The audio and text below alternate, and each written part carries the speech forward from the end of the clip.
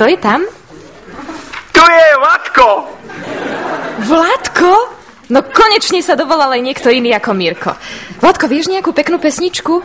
Áno. Môžem ti ju zaspievať? No isteže. Tak spievam, áno. Koza sej, koza sej, koza sej, koza sej, koza sej, koza sej. To je krásna. To je talianská pesnička. To bol veľký hit, Koza sej, pamätám si. To nie je talianská pesnička. Nie? A aká? To spieva moja babka, keď má jej koza zastavené vetvy.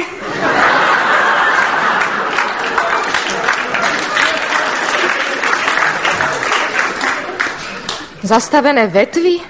Tomu nerozumiem. Nie vetvy, ale vetvy. Ty nikdy nemáš vetvy? No tak, hádam na Vianoce, si pár vetvičiek, dám na stôl, ale inak nie veľmi, neviem. Počkaj, Zuzá, poviem ti básničku, aby si to pochopila, hej? No, fazu si pláskou myško, teraz v kúte prdí tíško. Takže čo má? Jaj, vetri. A ty nevieš povedať R? Mirko, to si ty, že? Áno. Mirko, ty beťar. No ale čo už s tebou? Čo máš nové? Bol som u babičky. Bol som ju objať a vyšibať. Fakt? A čím si ju polial? Striekačkou alebo vodnou pištoľou? Hasickou hadicou. A musela prísť sanitka. A to už prečo? Lebo keď som prišiel do spálne s tou hadicou, tak babka sa prekvapila, otvorila ústa a prúd vody jej vazil umelé zuby do krku.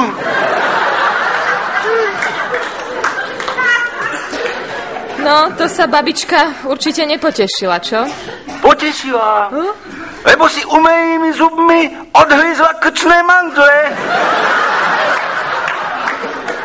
A tak už nemusí ísť na operáciu.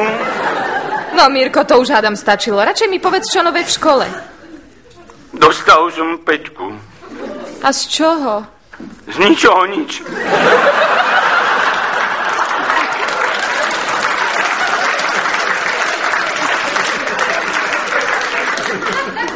No dobré, ale z akého predmetu? Matiky. A čo si zasa nevedel?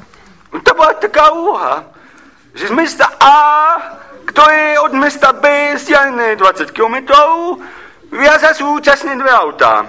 Jedno ide rýchlosťou 110 km za hodinu a druhé 140 km za hodinu. Naň sme mali povedať, kde sa tí dvaja vodiči stretnú. A ty si povedal čo? Že na dopravnom inšpektoráte. A dostal som 5 a mamička mi za to schovala všetky hačky. No to od nej nebolo pekné. Well, keby som nebol chlapec, ani sa nemám s čím hovať.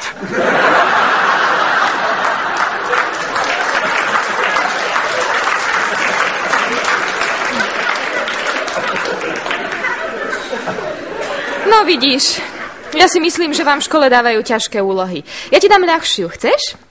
A keď uhádneš, tak ti niečo pekné zahráme, dobre? Dobre. Tak, keď máš 7 cukríkov a ja ťa poprosím, aby si mi z nich dal 2. Koľko cukríkov ti zostane? 7. No, Mirko, nesmieš byť taký lakomý. To si potom nenájdeš frajerku. Ale ja som si už našiel. Marienku. Včera mi v škôlke povedala, aj som k ním večer prišiel, že nikto nebude doma. A prišiel si? No? A ako? No zvonil som asi hodinu a Marienka má pravdu.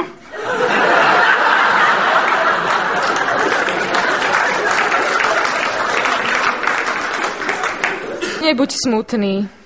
Možno nás teraz počúva a keď povieš nejakú peknú básničku, tak jej môžeš vybrať a venovať nejakú pesničku. A nemám ti povedať básničku? No, tak radšej. Tak počúvaj, dobre? No. Volám, kocúrika.